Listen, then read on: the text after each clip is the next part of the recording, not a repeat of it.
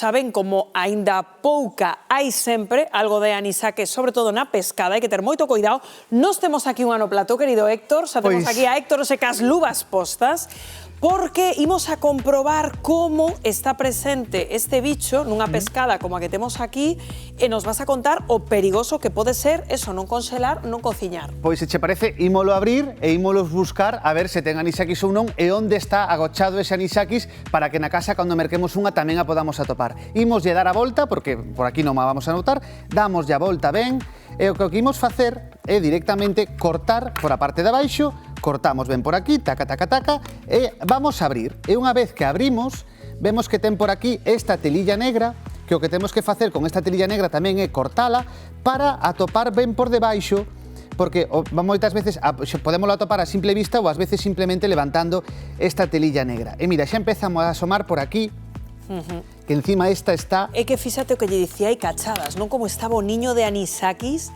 aí metido nunha esquina. Está plagadiña de anisakis. Trouxen unhas pinzas para ir collendo un a un, pero que non vai facer nin falta porque se mete o dedo xa sae directamente todo o nido de anisakis. Vou ir poñendo por aquí para que se vexa ben todos isto que parecen como fíos brancos. E imos ver que algúns incluso todavía se moven. Hai moitísimo. É que non preciso nin as lentes. Mira. Que va, para nada. Isto vese a simple vista e imos ver como... Mira como se moven, mira como se queren escapar. Sí. E ademais na casa creo que o están vendo tamén perfectamente. Pom.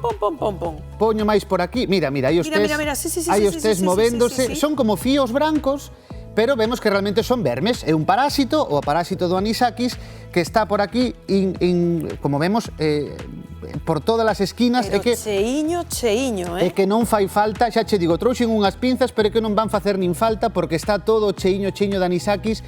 Vemos eses vermes brancos que se van movendo, que son como fíos, e que, como ves, vense a simple vista. Non fai falta nada, está plagadiña, completamente plagada destes vermiños brancos que se van movendo, e que, claro, o problema é cando os comemos sen facerlle antes o tratamento que temos que facer do peixe. Claro, Héctor, porque agora que se leva moito de comer o pescado cru e tal, non? É dicir, que consecuencias ten comernos un trozo de pescado cru sen tratar e que leva este anisakis? Pois mira, se comemos así directamente e comemos este pescado, en este caso este que temos que está contaminado e non lle facemos ben o tratamento, poden pasar varias cousas. O primeiro, que non nos deamos nin conta, ou seja, que non nos enteramos e que non teña consecuencias ningunha para a saúde. Eso pode pasar, pero é que tamén pode pasar que empecemos con problemas gastrointestinais, é dicir, ademais os síntomas empezan ás poucas horas de comer, empezamos con diarrea, con vómitos, con dor abdominal, aí xa empezamos a ter esas consecuencias do anisakis. E tamén pode ocorrer, en terceiro lugar, ollo, que sexamos alérxicos ao anisakis. Pensa que unha de cada 10 persoas é alérxica a este verme. O 10% da poboación é alérxica ao anisakis. E que vai ocorrer aí? Pois podemos empezar cunha dermatite ou incluso cunha anafilaxia, cunha reacción grave. Creo que ademais só temos aí nun grafismo que podemos ver que pasa en caso de intoxicación. Síntomas que nos deben de alertar de seguido. Sí, dende eses síntomas máis leves, que serían esas náuseas, eses vómitos, leves, ollo, porque moitas veces o verme, ese que vemos aí, que está tratando agora mesmo de escapar da cartulina... Queda aí! Ese verme que temos por aí empeza a anidar no noso estómago e queda aí, e vai medrando, e vai nos provocando estes síntomas continuamente, unha diarrea, unhas náuseas, unhos vómitos que non acabamos de curar, e ás veces por endoscopia teñen que buscalo e retiralo. Temos que retirar aí gracias a esa gastroscopia, porque vai aí medrando e medrando. Logo, ás veces, podemos ser tamén alérxicos e empezar con esa urticaria ou mesmo con esa anafilaxia grave, ou se temos máis sorte, pode que non nos ocorra nada. Pero sempre, porque podemos mercar este peixe, podémolo comer, e máis debémolo comer, porque ten unhas proteínas moi saludables, é moi interesante comer peixe, pero hai que facerlle sempre un tratamento previo, que é moi sinxelo, que podémolo facer na casa, para comelo de xeito seguro. Como actuar para evitar a anisakis? Pois mira, o primeiro que temos que facer se o compramos así é pedirlle ao noso pescadeiro de confianza que lle quite todas as vísceras, que o limpe. O que estaba facendo cachadas, non? Efectivamente. Que velo ben e quitarlle que o limpe, porque estes vermes onde van a estar é na parte nos intestinos do noso peixe.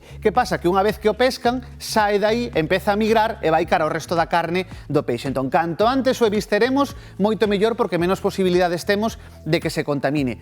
O segundo que temos que facer é temos dúas opcións. Ou ben, cociñalo ben, é dicir, cociñalo a 60 graus durante 1 minuto en toda a peza. É dicir, que toda a peza chegue a ese 60 graus durante 1 minuto. Como podemos saber isto? Porque non todo o mundo ten un termómetro aí para ver realmente se chegou a esa temperatura. Se, por exemplo, temos un lombo de peixe de máis ou menos 2,5 centímetros de grosor, deixámolo 5 minutos por cada lado. E con eso xa nos aseguramos de que chegou a temperatura axeitada. 5 minutos por cada lado, facémolo ben e xa chegaría a 60 graus. Outra opción, se non o imos facer ben ou querémolo comer cru ou non nos aseguramos ben da temperatura, conxelalo no noso conxelador da casa, que máis ou menos é de uns menos 15 graus, deixámolo aí 4 ou 5 días e xa o podemos consumir de xeito totalmente seguro, porque a única forma que temos de que este verme, este parásito morra é eso, ou co cociñado, co calor ou coa conxelación, co frío. E alguén que nos este escoitando e diga eu botolle un chorriño de vinagre que iso mata o todo? Nada, non me vai facer nada, vai dar igual porque podemos botar vinagre, podemos botar sal, non pasa, vai seguir aí, vai afectarnos igual, exactamente igual, non o mata. Eso sí, ademais, que estamos falando da pescada, pero hai moitos outros peixes que tamén se poden ver afectados, mesmo incluso a lura ou o polvo, sexa que temos que cociñalos ben. Cales están libres de anisakis? Por exemplo, os bivalvos, que temos por aquí as ameixas, os mexillóns, aí non habería ningún problema, ou os de piscifactoría de auga doce, aí tampouco en aguas continentais, as troitas, por exemplo, non teñen anisakis. Pois moitísimas grazas, Héctor, sempre polos teus consellos, neste caso culinarios. Grazas.